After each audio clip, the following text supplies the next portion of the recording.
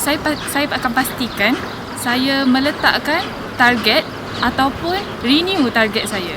Contohnya, saya letakkan target semestinya saya perlu mumtaz ataupun semestinya no fails. Jadi, setelah satu sesi pengajian berlalu, kita dah merasa dan mengenali setiap subjek yang kita ambil, mungkin ada perubahan pada target kita tu. Pertama sekali, kita kena jaga hubungan kita dengan Allah.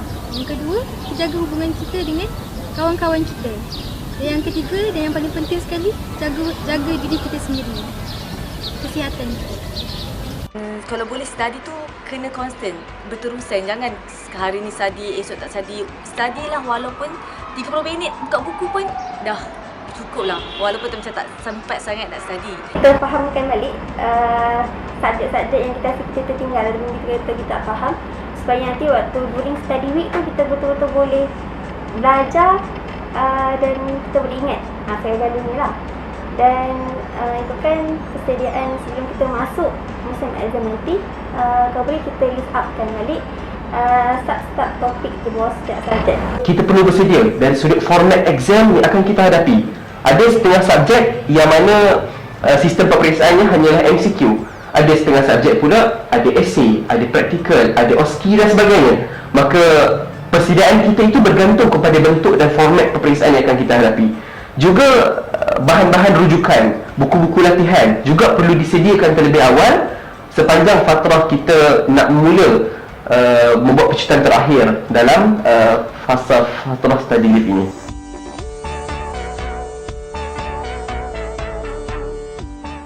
Bagi saya, tips pembelajaran yang efektif kuncinya adalah praktis dan pengulangan teknik yang betul. Kerana bagi saya bidang perubatan ini samalah seperti bidang-bidang kemahiran yang lain di mana kita perlu melakukan pengulangan. Kita perlu merancang lebih awal apa yang kita nak belajar pada satu-satu hari itu dan jadikan waktu solat sebagai petanda ataupun kita punya limit dalam apa yang kita nak study. Antara tips belajar yang efektif yang dari dulu lagi yang saya selalu amalkan ialah setiap kali yang lecture, kita mesti kena fokus dalam lecture. Sebab kadang walau doktor dia akan tekankan dekat certain point, yang point-point itulah yang akan masuk dalam exam. Kalau kata kita nak terima ilmu ni nur kan. So dia kata ilmu ni nur, kita takut dosa-dosa yang ada kat kita ni menyebabkan ilmu tersekat, tak boleh nak sampai ke hati kita. So boleh kita solat sunat solat sunat 2 hajat ke, taubat ke, tahajud ke. Untuk menekankan persoalan output learning. Output learning penting sahabat-sahabat. Seperti mana saya ambil daripada kata-kata Dr. Muhaya. Dr. Muhaya daripada hasil kajian yang beliau telah rujuk mengatakan bahawa apabila seorang tu membaca ilmu, satu-satu ilmu ataupun subjek, dia hanya berjaya mendapat 10% sahaja. Apabila dia mendengar lecture, dia mendengar recording, rakaman dan sebagainya, dia mendapat 20% daripada apa yang sepatutnya dia boleh dapat. Apabila digabungkan kedua-dua kaedah ni, membaca dan mendengar, dia hanya boleh mendapat sekitar 50% sahaja. Dan apabila dia nak mencapai 70% kefahaman dalam subjek tersebut, dia perlulah berdiskusi dengan sahabat-sahabat yang lain. Ada soal jawab, ada perbincangan untuk melahirkan 70% kekuatan ilmu yang dia dapat kuasai. Dan untuk mendapat 90%, dia perlu melaksanakan. Bagi sahabat-sahabat yang telah pun berada di tahun klinikal, pergi ke hospital, ambil history daripada patients, laksanakan physical examination. Maka dengan kaedah kita buat secara praktikal ilmu tersebut, akan lebih memudahkan kita menguasai subjek tersebut. Dan untuk mendapat 100% kaedah penguasaan ilmu, perlulah kita mengajar ilmu kita kepada orang lain. Maka apabila seseorang itu telah boleh mengajar apa yang dia faham kepada sahabat dia lain, itu membuktikan bahawa dia telah faham dan menguasai 100% daripada ilmu yang dia telah pun baca dan dapat selama hari ini.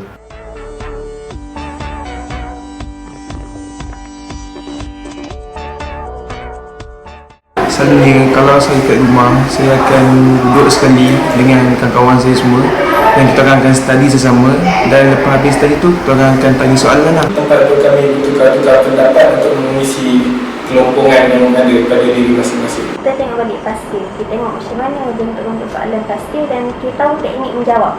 Korang pegang pada tajuk-tajuk besar. Tengok dalam buku and comparekan dengan pasir.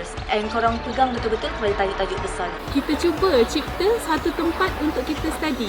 Contohnya, kita pergi ke library ataupun kita pergi ke mana-mana saja tempat lapang untuk kita study. Sebabnya, mungkin tempat-tempat tu lebih sesuai untuk kita belajar berbanding bilik tidur kita. Kerana bilik tidur ni mempunyai banyak gangguan. Macam katil tu, dia seolah-olah memanggil kita. Laptop kita yang terbuka tu seolah-olah memanggil kita untuk checklah FB kan.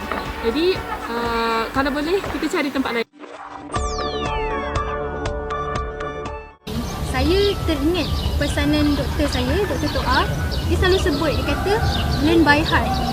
Jadi kita kena study dengan hati kita, bukan hafal begitu tulis semata.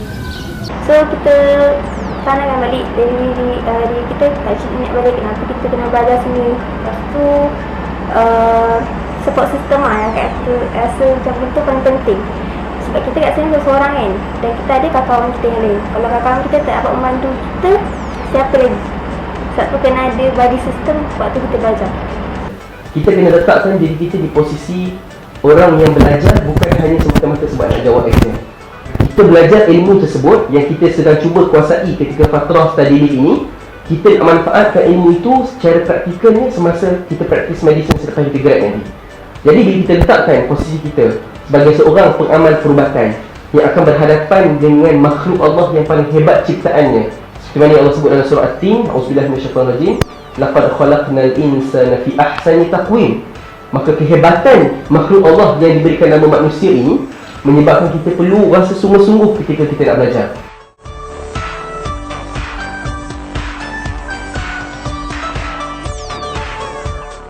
Bersungguh-sungguhlah dengan apa saja yang kita lakukan.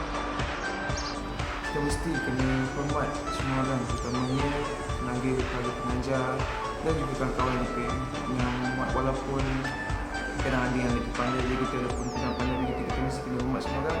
InsyaAllah ilmu yang kita dapat itu akan bekas. Jangan give up. Sebabnya ada lagi, kalau farmasi selepas return dan medik juga rasanya, selepas return kita ada oral kan. Masih lagi ada peluang kita. Allah yang memegang kunci kejayaan kita tu bukan manusia, bukan doktor, bukan usaha kita, tetapi Allah. Dan doa pada ibu bapa kita serta kawan-kawan kita. Menuntut ilmu itu satu kewajipan, manakala kecemerlangan itu satu keperluan. Sebagai contoh, kalau anda seorang pemimpin, visa anda buruk, ia merupakan satu tomahan kepada pimpinan. Kalau anda seorang da'i pula, anda nak suruh orang. Kalau result anda buruk, orang tak yakin dengan kita, orang tak percaya dengan apa yang kita suruh. Apabila kita menuntut ilmu, kita kena meletakkan diri kita berada di posisi seorang hamba Allah Subhanahu Wa Taala. Dan kita menuntut ilmu ni milik Allah. Jadi, tak kala kita menelaah pelajaran, tak kala kita mengulang kaji buku-buku dan subjek menjelang peperiksaan, kita buat perkara tersebut dalam keadaan kita yakin ini adalah kerana Allah Subhanahu Wa Taala. Ilmu yang cuba untuk kita kuasai ini, ilmu fardu kifayah dalam bidang perubatan ini, tidak lain tidak bukan kita nak manfaatkan ilmu ini untuk perjuangan Islam pada masa hadapan. Maka apabila kita meletakkan itu sebagai salah satu prinsip kita, ia ibarat satu self satisfaction. Ia dapat memberikan satu kekuatan kepada kita untuk terus menuntut ilmu dan melangkah ke arah yang lebih jauh dan sentiasa meningkatkan prestasi kita dari semasa ke semasa.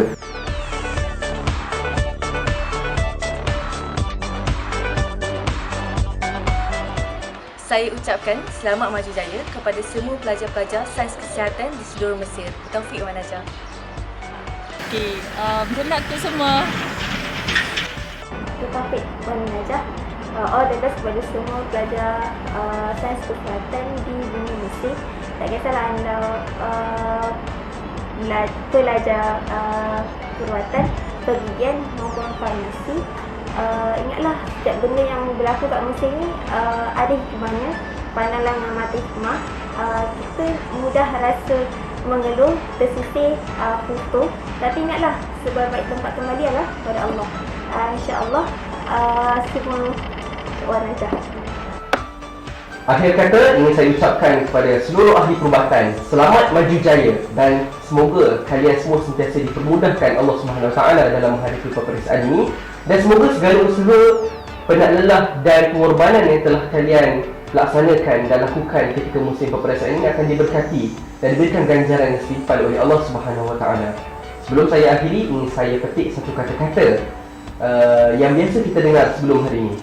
Shoot for the moon. Even if you miss, you will land among the stars. Sekian, Assalamualaikum warahmatullahi wabarakatuh.